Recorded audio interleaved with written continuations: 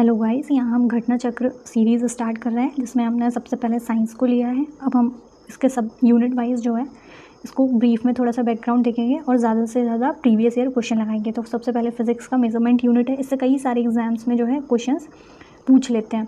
तो यहाँ पे एक होता है CGS सिस्टम, सेंटीमीटर ग्राम और सेकेंड का। देन FPS में फूड पाउंड सेकेंड। MKS होता है मीटर किलोग्राम और सेकेंड का। देन SI यूनिट, इसको हम बोलते हैं इंटरनेशनल सिस्टम ऑफ यूनिट। ये सबसे इंपॉर्टेंट है और इसको पूरे वर्ल्ड में जो है एक्सेप्ट किया जाता है। फिर यहाँ पे इंपॉर्टेंट चीज़ आती है फंडामेंटल यूनिट्स। तो फिज़िक्स में जो है 7 फंडामेंटल यूनिट्स होती हैं। तो इनमें इनकी SI यूनिट्स कई एग्जाम में पूछा हुआ है। लेंथ, जिसको हम मेज़र करेंगे मीटर में। देन आता है मास, इसको हम देखेंगे किलोग्राम में। टाइम, हम इसको सेकेंड में मेज़र करते हैं। Temperature kelvin. Luminous intensity, yes, ये भी जो है फंडामेंटल यूनिट है। और कैंडेला में इसको मेज़र करते हैं। Electric current ampere. Then amount of substance, जिसको हम मोल में मेज़र करते हैं। फिर जो है इनसे रिलेटेड हम कुछ क्वेश्चन देख लेते हैं। यहाँ पे एक दो यूनिट और है जो कई एग्जाम्स में पूछे हुए हैं, जैसे एस्ट्रोनॉमिकल यूनिट। तो इसमें हम क्या कर रहे हैं, इसमें हम जो है एस्ट्रोनॉमिकल डिस्टेंस को मेज़र कर रहे हैं। फिर आता है लाइट ईयर। लाइट ईयर तो बहुत ज़्यादा बार क्वेश्चन पूछा गया इसके ऊपर। इससे हम क्या करते हैं, जो लाइट ट्रेवल कर रही है वैक्यूम के अंदर डिस्टेंस, उसको मेज़र कर रहे हैं। तो इसमें हम लाइट को मेज़र नहीं कर रहे हैं, लाइट की हेल्प से डिस्टेंस को मेज़र कर रहे हैं। पारसेक भी जो है एस्ट्रोनॉमिकल टर्म है, जिससे हम जो है एस्ट्रोनॉमिकल डिस्टेंस को मेज़र करते हैं। अब जल्दी से देख लेते हैं प्रीवियस ईयर ढेर सारे क्वेश्चंस को। तो यहाँ पे BPSC में क्वेश्चन पूछा है, इनमें से कौन जो है फंडामेंटल यूनिट है। तो फोर्स तो नहीं है, वेलोसिटी भी नहीं है, तो इलेक्ट्रिक करंट यहाँ पे करेक्ट आंसर हो जाता है कि इलेक्ट्रिक करंट इनमें से जो है फंडामेंटल यूनिट है। फिर पूछ रहा है यूनिट ऑफ पावर। पावर को हम काय में मेज़र करते हैं, हर्ट्स में तो हम फ्रीक्वेंसी को मेज़र करते हैं।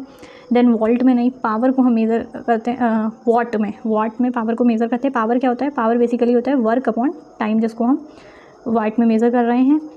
देन पूछ रहा है unit of electric power. Electric power को हम काय में मेज़र करते हैं। तो पावर जहाँ भी आएगा वहाँ हम उसको वॉट में जो है मेज़र कर रहे हैं। तो यहाँ पे भी ऑप्शन डी जो है करेक्ट हो जाता है, वाट में हम इसको मेज़र करते हैं।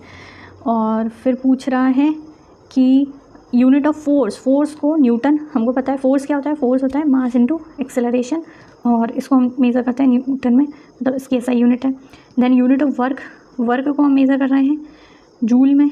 वर्क एनर्जी का ही फॉर्म है, वर्क को मेज़र करते हैं जूल में।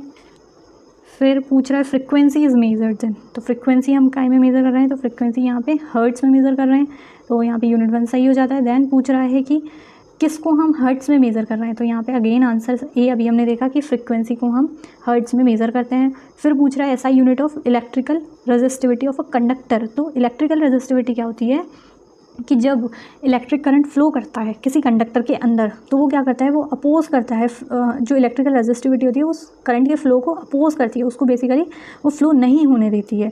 तो इसकी जो यूनिट है, हमने इसको पढ़ा, इसको रो से जो है इसको रो से डिनोट करते हैं, और रो इज इक्वल टू होता है RA/L यहाँ पे, है ना।